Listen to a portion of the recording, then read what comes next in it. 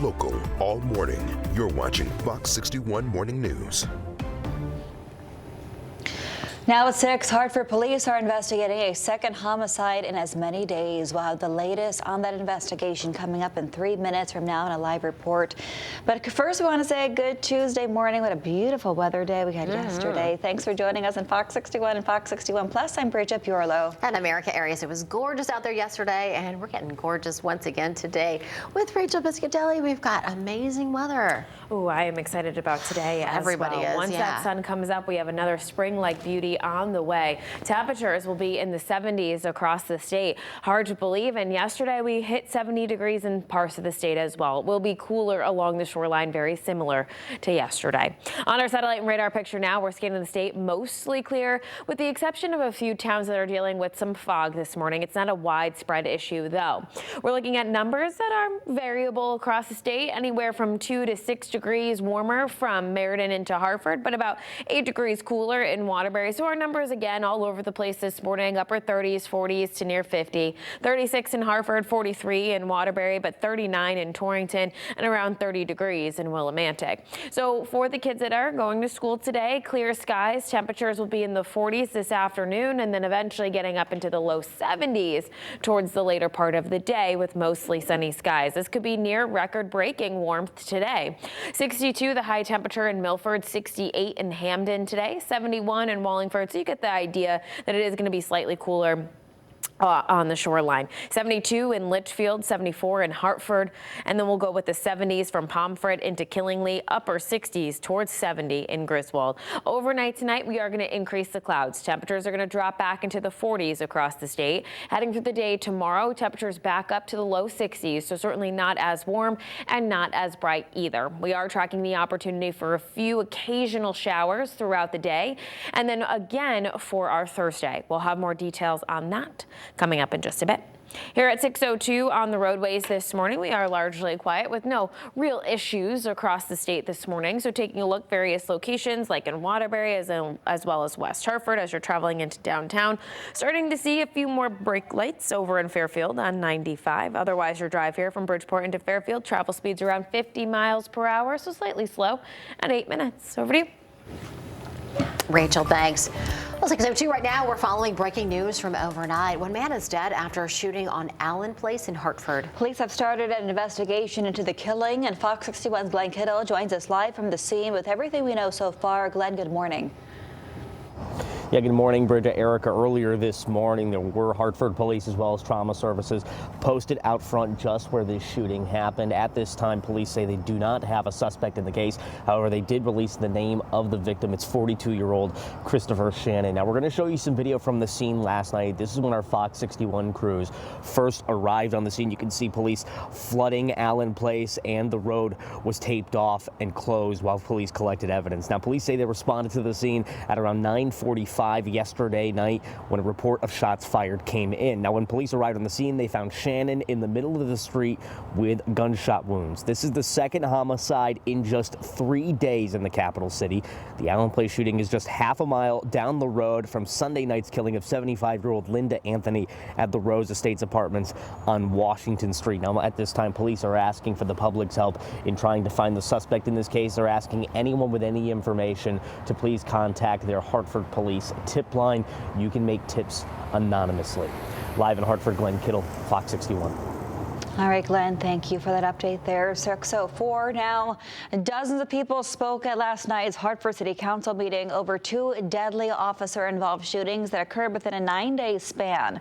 Both incidents involved people reportedly experiencing mental health crises and armed with knives. On February 27th, Stephen Jones was shot 9 times by Officer Joseph Magnano on Blue Hills Avenue, while 3 other officers had spent 5 minutes attempting to de-escalate the situation. Magnano fired within 30 seconds of his arrival. Just 9 days earlier, Everard Walker was fatally shot by Officer Alexander Clifford in his apartment.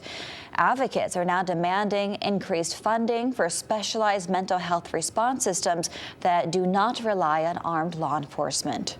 We've been talking about mental health for how many years? And it's rampant in our community. Practically everybody in our community is traumatized. They've seen so much violence that then when it happened to them, it's just a norm. Community members were frustrated that Mayor Aruna Ramalampalam did not attend last night's meeting.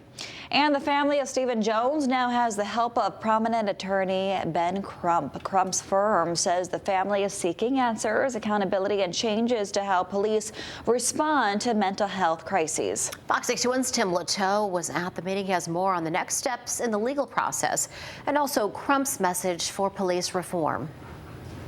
Civil rights attorney Ben Crump says it's possible legal action will be taken against the city and police department depending on the outcome of the investigation. Crump says if he and his team take legal action on behalf of the Jones family, it could take anywhere from 3 to 9 months before it's resolved. Crump revealed it was Jones' sister, Audrey Jones, who called 911 because he wasn't taking his medication. She says she wanted an ambulance, not police, to show up. Crump and the NAACP are now calling for Hartford police to address mental health calls with more sensitivity and de-escalation. Community leaders would like to see more crisis intervention officers in Connecticut and across the country. Crump applauded the patience of 3 of the officers on scene. But he said Officer James Mignano, who arrived on scene just 30 seconds before shooting Jones, was not justified when he used deadly force. Crump says he and his team are prepared for a long legal battle if necessary. Well, we're going to do everything possible, explore every possible legal remedy to get full justice for Stevie Jones. And Crump says his team is also reviewing the circumstances surrounding the deadly police shooting of Everard Walker in his Capitol Avenue apartment on February 19th, just 1 week before the deadly shooting of Jones. In Hartford, Tim Latow, Fox 61.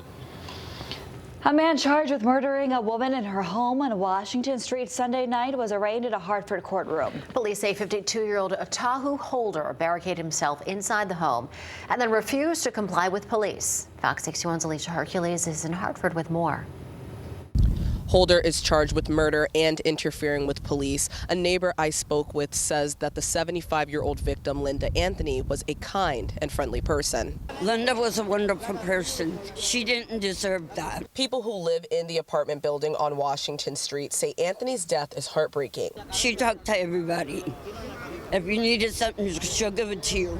Sunday, just after 7 o'clock at night, police were dispatched to an apartment building on Washington Street for a wellness check on a woman who was unconscious and not breathing. When police arrived, 52-year-old Otahu Holder refused to open the door. Court documents say Holder yelled at officers, telling them he wouldn't let anyone inside the apartment and that he'd, quote, have his day in court. After several attempts to open the door, police requested that the Hartford Fire Department breach the door. Police forced their way into the apartment and arrested Holder, who was resisting the officers. 75-year-old Linda Anthony was found lying face up on the ground halfway into the bathroom, suffering from severe blunt force trauma to her head. Officers also discovered a pry bar near her body and several pools of a red blood-like substance around the apartment. Officers believe Anthony was initially attacked in her living room and was later moved to the bathroom by Holder. The chief medical examiner also noted puncture wounds to Anthony's face and chest. Officers also found several glass pipes and 2 plastic bags with narcotics residue inside. In an interview, Holder told investigators he met Anthony in December last year. He said she invited him to stay at her apartment to help with house chores and pay rent when he could. Sunday night, he said Anthony became aggressive and attacked him with a knife. He says he doesn't know how she got her injuries and claims she could have injured herself.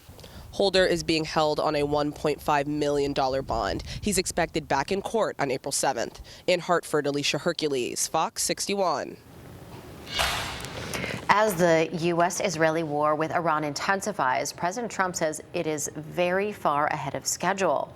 He gave conflicting replies, though, on when the war will end. He said American goals may be, quote, pretty well complete, after telling House Republicans that, quote, we haven't won enough.